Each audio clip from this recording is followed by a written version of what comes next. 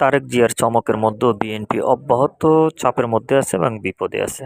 এক নাম্বার হলো বিএনপির তারেক জিয়ার চমকগুলা আসলে মানুষ উপলব্ধি করতে পারে না। উনি আসলে কিছুদিন আগেও রিক্সা শ্রমিকদের সাথে একটা সম্মেলন করলেন এবং সাংবাদিকদের সাথে একটা সম্মেলন করলেন এবং রিক্সা শ্রমিকরা আসলে কল্পনাই করতে পারে না আসলে তার মতো একটা লোক তাদের সাথে দেখা করবেন। এবং সাংবাদিকরাও মন খুলে তাকে বিভিন্ন রকম প্রশ্ন করছেন। ওইদিন উনার অবশ্য গলাতে একটু সমস্যা ছিল। তারপরে যথাসম্ভব উনাদের প্রশ্নের উত্তর দিয়ে গেছেন। আসলে আমরা আগের এ ধরনের সংবাদ সম্মেলনগুলোতে দেখতাম যে তেলবাজি চলে। আসলে এটা আমরা আপাতত উনার মধ্যে পাই নাই। সাংবাদিকও করে নাই, উনিও ওই ধরনের তেলবাজি পছন্দ করেন না। তারপর আমরা দেখলাম যে আজকে উনি শিক্ষকদের দাবির পক্ষে যেয়ে উনাদের সাথে কথা বললেন। এটি তারেক জিয়ার আসলে অব্যাহত চমকই বলা যায়। এরকম চমক অব্যাহত থাকলে বিএনপি আসলে ক্ষমতার দ্বারপ্রান্তে যাবেন। কিন্তু তারপরও বিএনপির জন্য বিপদ অব্যাহত। বিপদগুলো হলো তাদের অনেক জায়গায় তাদের বিদ্রোহী প্রার্থী এখনো নমিনেশন প্রত্যাহার করে নাই এবং জোটের প্রার্থীদের বিরুদ্ধেও তাদের বিদ্রোহী প্রার্থীরা অব্যাহত আছে। এখানে যদি জোটের প্রার্থীরা ব্যর্থ হয় তাহলে বা সামনে বিএনপির সাথে জোট করতেও তারা দ্বিধাদ্বন্দ্বে থাকবে এবং কি জোট করতে চিন্তা ভাবনা করবে। এটাতে বিএনপি অনেক পিছিয়ে আছে। কারণ বিদ্রোহী প্রার্থীরা যদি না সরে তাহলে বিএনপির জন্য সামনে জোটের নির্বাচনে একটা বিপদ বয়ে আনবে। তারপরে বিএনপির জন্য আরেকটা বিপদের রাস্তা হইলো কিছু সাংবাদিক, চাটুকারিতে সাংবাদিক আছে যেমন প্রথম আলো, ডেইলি স্টার এবং ডক্টর জাবেদুর রহমান। ওনারা আসলে বিএনপিকে এমনভাবে তোষামোদ শুরু করছে এবং কিছু করে মনে হয় যেন বিএনপি এখনই ক্ষমতা চলে আসবে। প্রথম আলো, ডেইলি স্টারের মধ্যে অগ্রাধিকার পাইতে আছে কারণ তারা কিন্তু 111 সৃষ্টির সময় বিএনপিকে ধ্বংস করার জন্য উঠে পড়ে লেগেছিল এই ডেইলি স্টার এবং প্রথম আলো।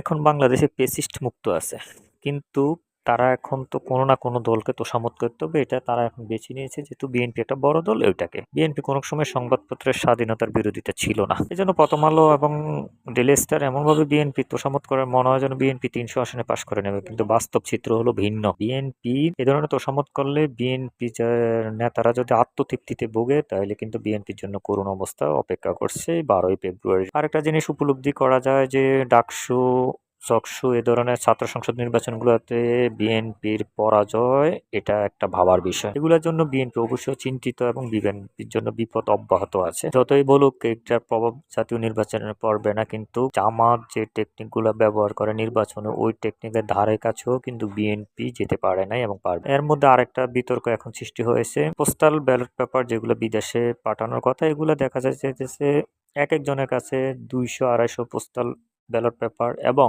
এখানে পোস্টাল ব্যালট পেপারে মোটামুটি ধানের শীষকে খুঁজে পাওয়া যাচ্ছে, যেখানে অন্যান্য মার্কাগুলো অ্যাভেলেবেল থাকতে। এটা একটা চিন্তার বিষয় বিএনপির জন্য। এই ধরনের সমস্যা থাকলে বিএনপি কিন্তু ভালোই বিপদে পড়বে সামনে। যতই তারেক জিয়া চমক দেখাক, এক তারেক জিয়া তো 300 প্রার্থীদেরকে উদ্ধার করতে পারবেন না। প্রত্যেক প্রার্থী প্রত্যেক এলাকা থেকে উদ্ধার হতে হবে। এই ব্যাপারে আপনাদের মতামত অবশ্যই জানিয়ে দিবেন এবং সাবস্ক্রাইব করে সময়ের কণ্ঠস্বরের পাশে সবসময় থাকবেন বস্তুনিষ্ঠ সংবাদ বিশ্লেষণ পাওয়ার জন্য। বিএনপি যদি এ ধরনের বিপদগুলো কাটতে না পারে তাহলে বিএনপির সামনে বিপদ অব্যাহত থাকে। কারণ হলো দেশের জন্য, দেশের সার্বভৌমত্বের জন্য, অর্থনীতির জন্য, দেশের মানুষের জন্য বিএনপিকে প্রথমবার ক্ষমতা আসা দরকার এবং একটা শক্তিশালী বিরোধী দলও থাকা দরকার, যেটা জামাত এবং এনসিপি এবং চরমোনাই মিলে যে 11 দলীয় জোট ছিল এটা আসলে ভেঙে যায় বলে কিন্তু শেষ পর্যন্ত এটা টিকে গেছে।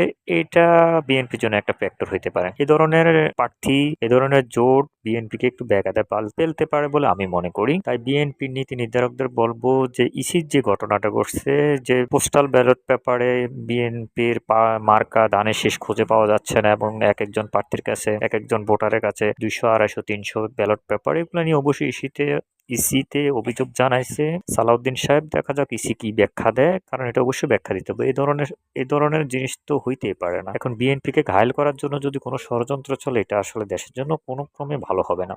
কারণ বিএনপির মধ্যে যে দেশপ্রেম আছে অনেকের মধ্যে দেশপ্রেমটা নাই। ম্যাক্সিমাম লোক দেশের স্বার্থ বিসর্জন দিয়ে শুধু নিজের ক্ষমতাকে পাকাপোক্ত করার জন্য চেষ্টা চালিয়ে যাচ্ছে। এটা কিন্তু বিএনপির মধ্যে আছে, বিএনপির মধ্যে ক্ষমতা লুবিয়ে আছে না যে নাই যে তা না, কিন্তু তারপরও বিএনপির মধ্যে এই জিনিসটা কম, কারণ বিএনপির নীতি নির্ধারকরা অনেকেই দেশপ্রেমিক। বিএনপিকে আসলে এই ধরনের পরিস্থিতি মোকাবেলা করে সামনের দিকে এগিয়ে যেতে হবে, এটাই আমাদের প্রত্যাশা বিএনপির কাছে। কারণ দেশ গড়ার জন্য বিএনপির মতো একটা গণতান্ত্রিক সরকার বাংলাদেশের দরকার। ধন্যবাদ। আপনাদের মতামত অবশ্যই জানিয়ে দেবেন লাইক, কমেন্ট, শেয়ার করে এবং চ্যানেলটিকে সাবস্ক্রাইব করে পাশে থাকবেন।